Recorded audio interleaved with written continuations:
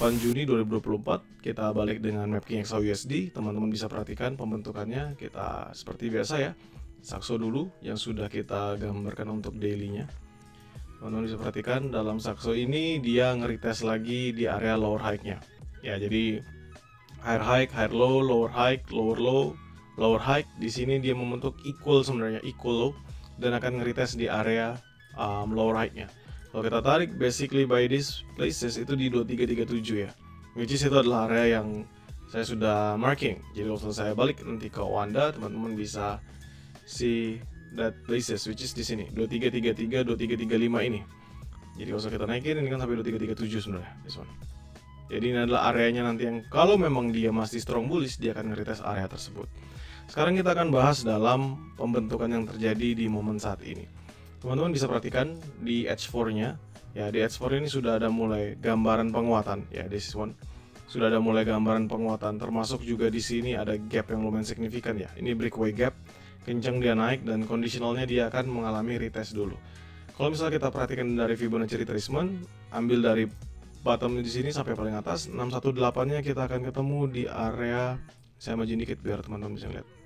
This one ini bottom.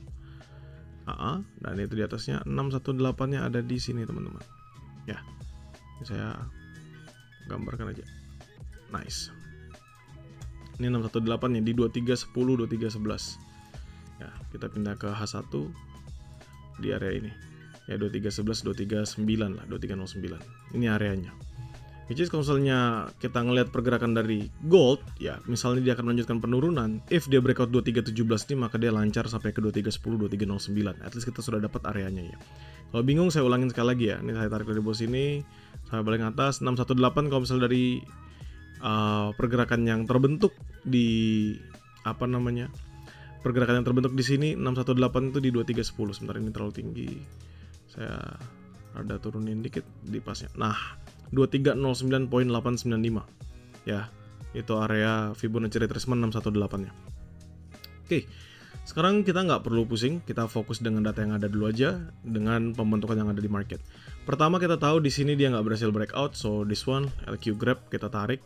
Ini LQ grabnya di berapa teman-teman? Di 2331 full LQ grab. Ya, ini LQ grab dua kali dia ngehit 2331, 2331 LQ grab.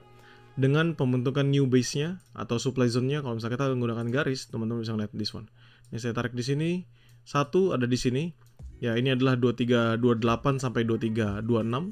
Kalau kita tarik sampai paling atas ini sampai 2329.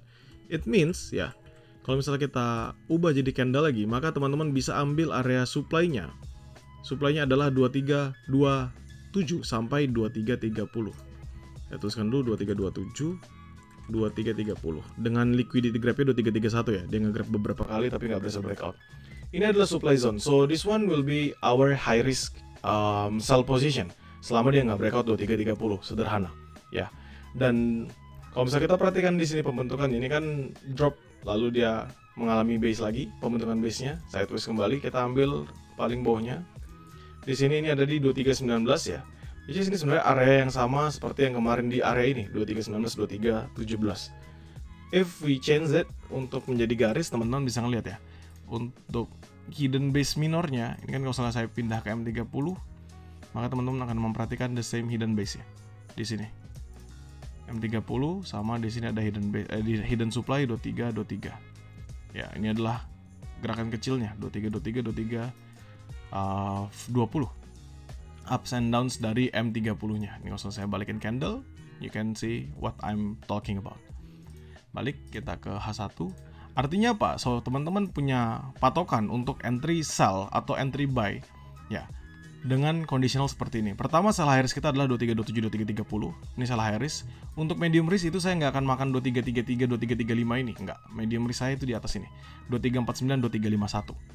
Ya, itu adalah medium risknya saya. Buy high risk, di manalah buy high risk? Di bawah sini. Selama 2317 ini nggak di breakout, ya saya patokannya adalah 2317, area kesayangan saya nih 2317. Udah beberapa satu mingguan ini kita ngomongin 2317 terus. Jadi selama 2317 ini nggak di breakout, maka saya akan bisa ngebuy di berapa? Dari 2320 sampai ke 2317. Kalau misalnya nanti dia di 2317 nggak berhasil breakout terus tapi dia ada momentum drop ke bawah sampai ke 2314, 2313, berarti saya tetap masih akan entry buy. begitu ya. Tapi ingat, momentumnya adalah di H1, jadi kita perhatikan di H1-nya. Nah, teman-teman sekarang perhatikan di sini untuk pembentukan yang terjadi, MACD-nya tuh strong untuk seller. Jadi ada penurunan di sini, strong seller, sudah dead cross semenjak dia breakout di sini. Lalu RSI-nya itu masih kuat bullish 54 ya. 54 itu berarti masih ada buyer-nya. Di bawah 50 tuh baru kita bisa ngomongin full dengan momentum seller. Kapan itu terjadi? Most probably nanti ketika London session. Jadi ketika dia breakout, dia drop, itu boleh kelihatan adanya pergerakan yang lebih signifikan. Sell continuation saya itu breakout 2317. Jadi saya akan sell continuation 2317. Atau kalau ada momentum nanti dari 2320. Jadi 2320 sampai 2317 ini pun juga bisa menjadi area sell continuation saya. Nanti lebih detailnya saya akan tuliskan dalam mappingnya. Untuk buy high risk, ya tadi buy high risk kan di sini ya, sudah saya jelaskan. Untuk medium risk-nya, apakah area ini bisa King di 2310, 2309? Jawaban saya adalah tidak perlu. Kenapa? Ini saya anggap sebagai hidden base saja. Jadi 2311, 2309 ini saya tuliskan dulu aja. If nanti dia memang strong movement-nya untuk mengalami drop, kita tinggal perhatikan apakah dia bisa menahan di area tersebut. Jika bisa, maka kita masuk entry buy. Tetapi jika dia nggak kuat, semisal dia benar-benar break dengan momentum, drop sangat signifikan, maka kita entry di berapa? Di bawahnya, which is di 2304, 2306, atau lebih bawah lagi di 2305, 2303. It's the same things. Ya, yang penting kita ketahui sekarang adalah ini momennya dari pembentukan H1 itu lagi dead cross, jadi ada sellernya kuat. Tapi kalau misalnya kita ngomongin H4, ini adalah awalan dia mengalami penguatan yang signifikan. Jadi most probably kalau memang dia H4 ini akan cukup lama waktunya, mungkin sampai sore. Ya, sampai sore atau bahkan sebelum US session. Itu baru dia nyentuh mungkin di area ini. Sampai sebelum US session. Dan ingat, hari ini akan ada Core PC Price Index, ini sangat signifikan newsnya. Dan bisa mendorong terhadap dua arah. Pertama, jika bad news, pergerakan gold bisa balik ke area 2340 lagi. Tetapi jika ternyata datanya good news dan bahkan sangat amat good news ya, gold bisa makin tenggelam sampai ke 2286. Which is it's totally long position ya. Teman-teman sangat amat jauh itu dari harga 2321 sekarang sampai ke 2286. Oke. Nggak perlu khawatir, nanti saya akan menggambarkan juga mappingannya. Jadi teman-teman yang dari Grow Count seperti biasa selalu dapat, dan teman-teman dari publik setiap hari Jumat akan tetap dapat.